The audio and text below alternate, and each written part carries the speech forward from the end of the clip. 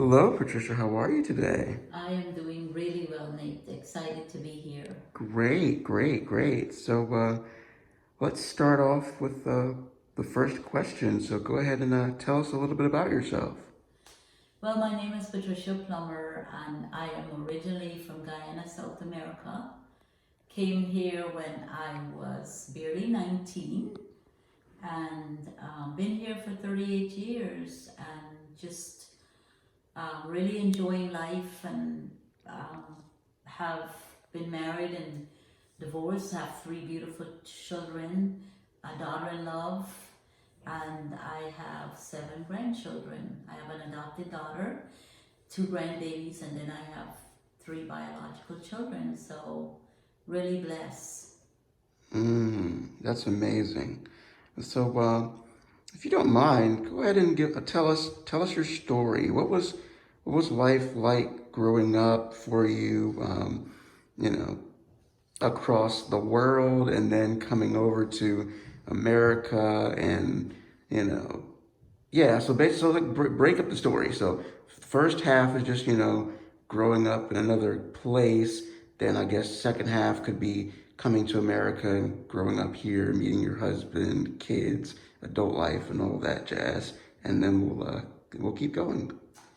Life growing up was a little bit tough, and my mom was pretty young when she got married.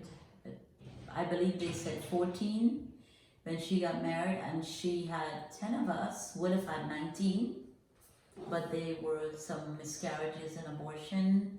As many of you know that lived in that era, that people didn't have a lot of medical options for abortion or, you know, choices much. And I'm not pro, I'm not, my stance is not for abortion, I am for life. But in those days, my mom didn't have a lot of option. It would have been 19 of us, but 10 of us are alive, and so it was extremely tough. My mom was gone most of the days, 7 days a week she worked, and so the oldest children had to help the little ones. But I remember when my sister left, I was only 11. When the last sister left, she got married and left, I was only 11, so then I had to take over and become the adult. I became the adult in the household because my mom was gone and I was the oldest at that time, which was 11. My mom, the way she dealt with life was a lot of rage and anger. So it was a pretty painful childhood being there, and I remember not wanting to be alive, and that was a struggle. That was like, why did I come here? I felt unwanted. And so it was really hard. My oldest sibling had it tough as well. But my mom provided food for us and she provided clothes as best as she knows how. Didn't know how to connect, didn't know how to talk to us in a way that was respectful. And so it was kind of painful. But because of that childhood, I am who I am today, that can be compassionate to people. And then we came here, my mom and my sister and brother came here, three of us with her in 1983. My mom came in 1979 and sponsored the three of us, and we came in 1983 to live with her here. And that was a new life, a new journey when I was barely 19 years old. Hmm. Wow. Wow. And so when you came over here, you were just around 19. Oh my Yes. goodness. And so what happened next? What happened after that once you stepped foot in America and where did your journey take you at that point? Well, didn't know where the journey was going to take me, but when I came here, as most third world country, you have to grow up pretty fast in terms of taking care of the younger ones and being super responsible, over caring, over performing, overdoing.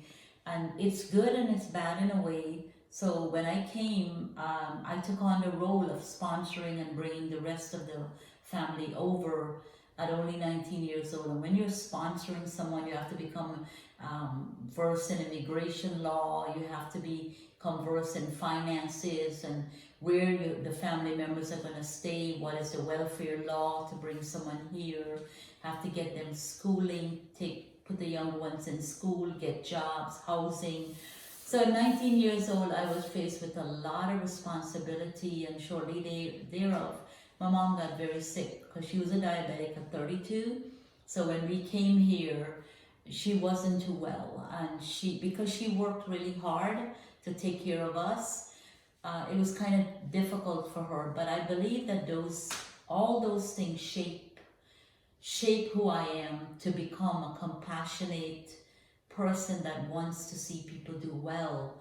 So I have a number of things that I want to share with our audience, because I think it would empower your life. And so because of the struggle and the pain that I dealt with, I really learned to do things better, and learned to do things in a more effective way, a more way that will help other people and help myself as well. So a lot of great things come out of all the pain and suffering. Great. Wow. Praise God. So, speaking of stories that will motivate and inspire people, one of the things that I know I was completely shocked to hear, but grateful for when I heard about it, was that you converted from Hinduism to Christianity. Am I right? Well, what happened, Nathan? Thank you for asking that question.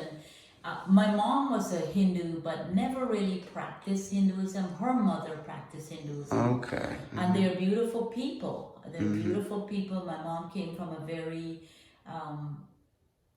she came from a great background. Her siblings are good people, educated, hardworking. My mom was a wonderful business owner that knew how to save money and knew how to invest and help us and taught us how to run a business. So it was really great things a lot of great things that my mom was able to teach me. But I was never attracted to Hinduism. So at the age of 6 years old, one of my older brother would tell me to go to Sunday school. So I would go to Sunday school without any shoes, and I would run away and go to Sunday school. And I would hear about Jesus, and my older brother would tell me, sometimes he would tell stories about Jesus. And so I was really, really, really had a love for that at the age of 6. But I became a Christian when I was 15, and the way I became a Christian, I was barely 16 at the time, and I was helping my mom. She worked in Georgetown, Guyana, at the big market, and I used to help her run her company. I started when I was 12, 13, 14, and then I would go to school, and I was in hairdressing school and so forth. But she really taught me business, so I could manage money really well at 13 years old, manage a household, cook, and do a lot of good things at that age, sew and iron and so forth. So it's a lot of really good positive things that I was able to do, as well as the parts that was not nice, in terms of how my mom was constantly losing her temper. But when I met my husband, he had a business there as well. So him and his cousin wanted to see this person. Who is this girl? Let me just go check her out. So they did, and they were trying to decide which one of them wanted to date me. So my ex now, we're no longer married. He said, I like you, and I would like to know more about you. Well, in those days, in 1979, you don't talk to a girl without talking to their parents first and asking permission. So he was just smiling and talking, and I remember when I saw him, I just loved everything about him. At 16, you don't know much about character and all those things, but I just really liked him. And so when he went and told his mother that he wanted to be with me, at least marry me later, she said, well, I wouldn't agree unless she's a Christian. So basically she was saying, I wouldn't accept you unless you become a Christian. And that was very painful and a lot of rejection there again, and I don't want to make it glamorous or sugarcoat it. It was very painful because it was rejection. And so he came to ask my mom for me when she was coming to the States in 1979. And my mom was coming the next morning, and he came the night before to say, I'm interested in your daughter. What do I need to do? And she said, I'm going to the States, but when I come back, we can talk. And so when my mom left in 1979 to come to take care of her mother, which was very sick, he started talking to me, but we were not allowed to be alone, go on dates, or any of those things. So when his mother said that, unless you become a Christian, we can't accept you, he pretty much said to me, can you go to church? And that was a great opportunity for me because as a 6-year-old, I always wanted to hear more about Jesus. And when I was 9 years old, I was staying with my sister in another part of Guyana, and it was very abusive on many levels, with living with the sister, living with my mom. They were nowhere safe for me. And the reason I can come before you today to share with you, because had it not been for the grace of God, I would end my life. I would end my life many times. And I was told to do so many, many days by my mom because she was super abusive. And I was able to forgive her. We had a great relationship. We reconciled. But how did I become a Christian? So when my husband, mom said that, my ex, now is my ex, he said, unless you become a Christian, my mom won't accept you. He introduced me to the church. His brother-in-law was pastoring. And when I got there, of course, I felt rejected again by everyone except his brother-in-law. Because I was from the place that I was less than. I wasn't their type. I wasn't in their society. I was, pretty much somebody that would not be who they would choose. What was so interesting about his story, his mother wanted me to be a Christian, but he was anything but a Christian. He was living a life, partying and doing everything that he was supposed to. So I didn't see a Christian in him. I didn't know many Christians then. My dad was he was from the Catholic Church, but he believed he could have multiple women and drink and whatever so it was a confusing world to me. So when he said you need to go to church in order for my mom to accept you, I went to the Central Baptist Church in Guyana, and I would sit there many Sundays and just cry. Nobody would see me, notice me, but I would talk to God, and he became very real to me. His brother-in-law, however, once I decided to make a decision for Christ, he began to disciple me and help me to read the Bible and talk to me of being a Christian. So my decision to give my life to Christ at 16 was a very genuine, authentic, real decision, because I had no plan B, C, or D. Plan A was my plan, and that was knowing Christ and understanding how much he loves me. And that was a journey that I'm so still on and very excited about. God has done a lot of miraculous things as a result of that decision. Wow. Oh my goodness, everyone. This is absolutely amazing. I'm enjoying this so far. So we're going to move right along into the future. And so, as you all heard, Miss Patricia definitely 100%, it worked.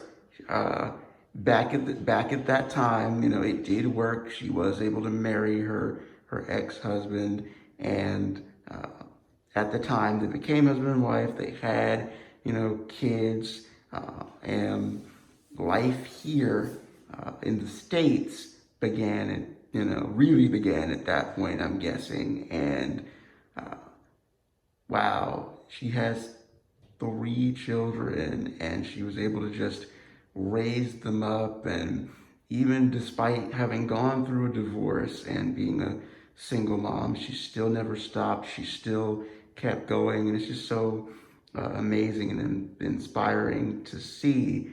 And so the next thing that we'd like to know is where did Destiny Shaper come from? When did you start that? How long have you been in business? And yeah, tell us a little bit more about that.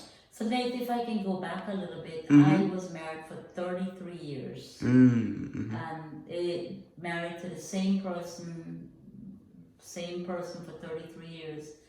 Loved my husband. He was a good provider. Um, three beautiful children, and I have a daughter in love, and have two adopted children. So, and I have 7 grandchildren total. So, the journey of being married and ending my marriage a year ago was really, really, really not a chaotic ending, because I knew that everything God had asked me to do during the marriage, that I wanted to honor Him with my life. And receiving Christ at 16 years old made a major difference, because it was no longer me running the show. It was God saying, trust me in the difficult time and watch what I can do. So my ex and I have a very good relationship, very respectful. I can call him to do anything and he's willing to do that. I will help him and be there as well for him. And I will share later on what caused the divorce, because out of that a lot of beauty came as well. So Nate, what was the question again you asked about how did Destiny Shaper? Mm-hmm. So Destiny Shaper was given to me 16 years ago, and I started coaching people almost 35 years ago. So everybody, women would come to my house constantly, asking for help, asking for advice.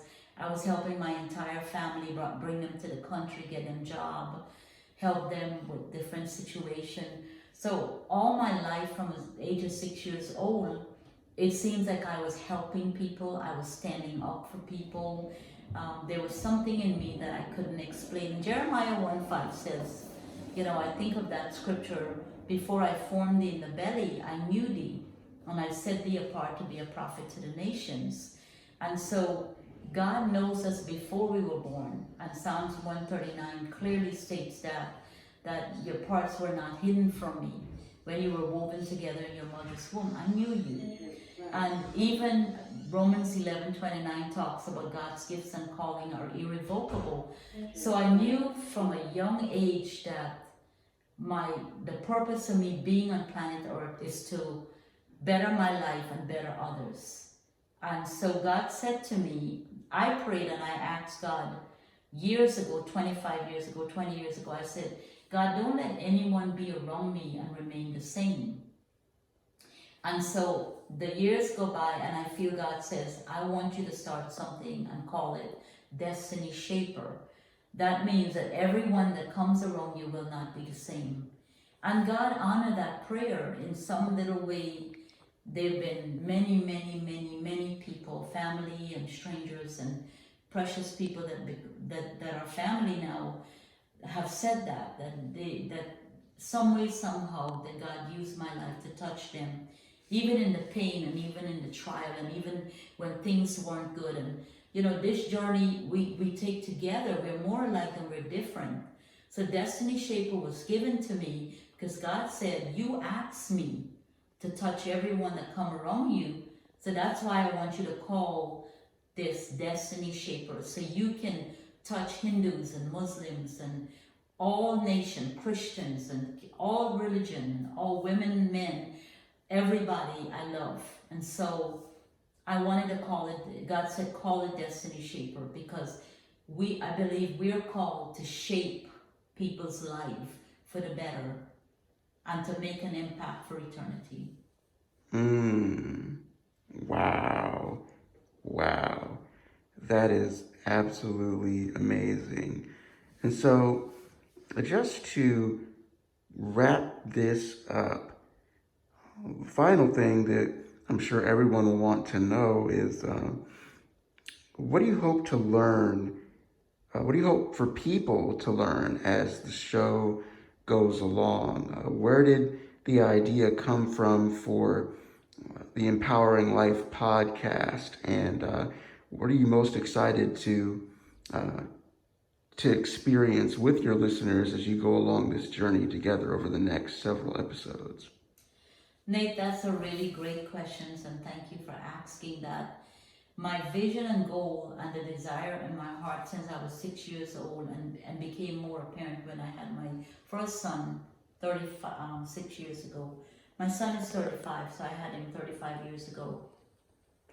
I wanted to shape this little guy's life in a way that my life, some of the things I wish I had, I wanted to give to him.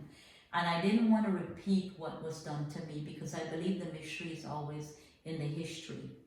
Anything that we're dealing with emotionally, relationally, mentally, spiritually, psychologically can be linked to our history. And so what I hope my audience will receive from this today, that if you're dealing with a divorce, if you're dealing with a breakup, if you're dealing with a chaotic family system, if you're dealing with alcoholism or drugs or pornography or sexual addiction, dealing with a rebellious teenager, health issue, I've been around a little bit with all those topics and subjects because God has had me study, and I was always really, if you will, addicted to growing and changing. And so I believe much has been given, much is required. So I just want to be a sister in this journey with you to help you become the best version of who God made you to be. Because I'm a life coach as well, and I've been coaching for 35 years. And I had a health food store, had over 7,000 people. People's lives were changed radically. So it's been a pattern that God has just been taking all my, the messed up and the things that I didn't quite get right, and to help people around me. And so I want to present this globally to help us have a better family system and to have great relationships, authentic, balanced, safe relationship. So I want us to be on this journey together so we help each other. Oh man. Well, thank you so much, Miss Patricia, for allowing me to interview you today. I really appreciate being able to start off episode 1 of Empowering Life podcast with you, and look forward to seeing where God takes this in the future. Thank you, Nate.